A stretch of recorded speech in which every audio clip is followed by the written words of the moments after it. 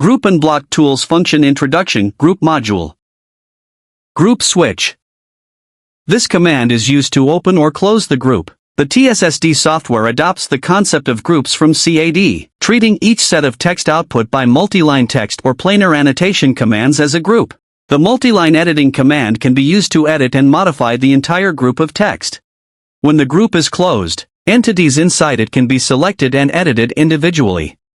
When a group is opened, selecting one entity within the group will select all entities in the group, which is very convenient for arranging the drawing layout.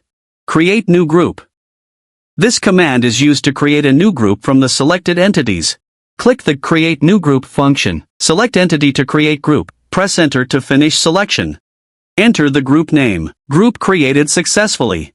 Ungroup. This command is used to explode the selected existing group to restore it into individual entities. Click the Ungroup function. Select any entity in the group to be exploded. Group exploded completed. Merge groups. This command is used to combine the entities of one group into another group. Click the Merge Groups function. Select the entities to be merged. Select entities to merge on target group. Group merging completed. Add entities to group. This command is used to add new entities to an existing group. Click the Add Entities to Group function. Select Entity to join group. Select any entity of an existing group. Entity added to group completed. Move entities among groups. This command is used to move entities between two groups.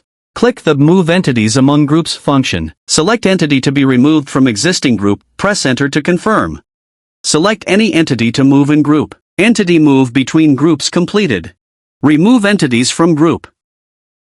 This command is used to remove unwanted entities from an existing group. Click the Remove Entities from Group function. Select entity to be removed from existing group. Press Enter to confirm. Entity removal from group completed. Thanks for watching. Best for all Explorer software.